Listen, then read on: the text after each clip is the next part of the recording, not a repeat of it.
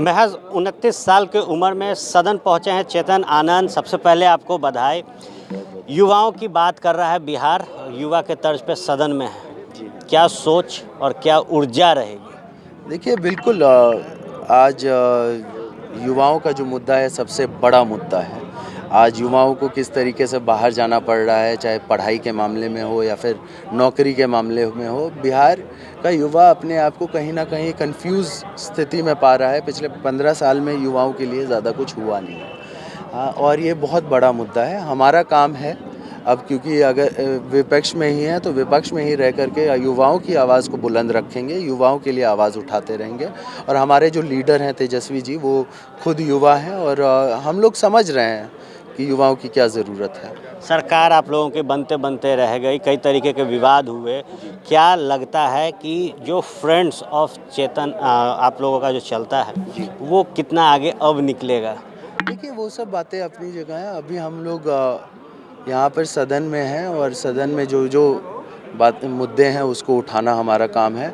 ज़रूरत पड़ेगी जब सड़क पे हम लोग लड़ने के लिए आएंगे तो आप देखिएगा कि किस तरीके से राजद और तमाम राजद के जो लोग हैं और अपने जो पुराने लोग हैं, आनंद मोहन जी के पुराने लोग हैं, सभी लोग को देखिएगा कि किस एनर्जी से वो लोग काम करेंगे। लगातार आप लोग कवर भी करते रहे हैं कि फ्रेंड्स ऑफ आनंद किस तरीके से काम करती है, आप जान रहे हैं बखूबी।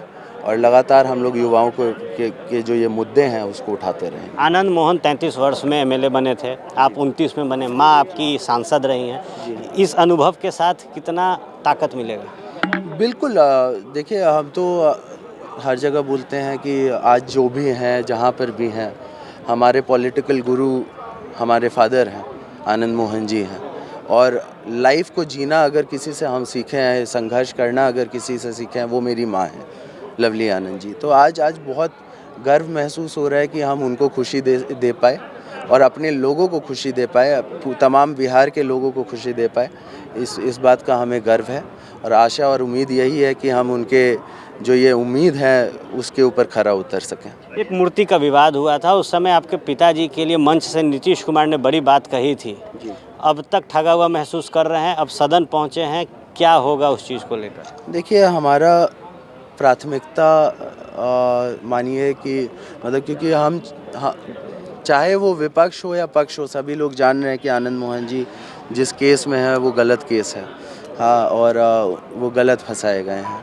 हाँ, तो ये बात तो है कि मतलब कहीं ना कहीं जो वादे थे, जो हम मतलब लोगों को किया गया था, हमसे नहीं लेकिन लोगों से ये वादा किया गया था कि आनंद मोहन जी के बारे में सोचा जा रहा है, उनको बाहर निकाला जाएगा।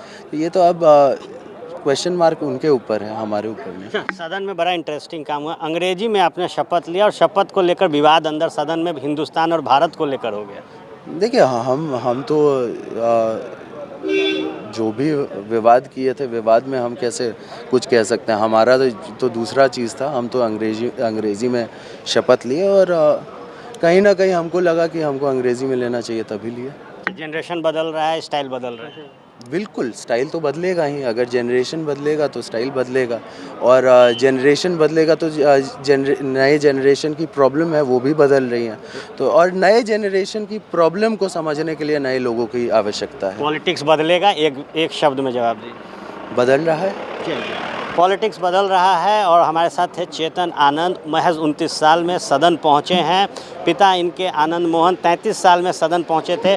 माँ सांसद रही हैं। ऐसे में बड़े अनुभव के साथ अब जब सदन में बैठेंगे तो युवाओं की बात होगी और साफ तौर पर इन्होंने कहा है कि जब युवा पॉलिटिक्स में आएंगे तो पॉलिटिक्स बदलेगा। बहरहाल तमाम खबरों के लिए बने रहे फर्स्ट बिहार झारखंड के साथ। सहयोगी शेखर घोष के साथ मैं आर्यन, पटना।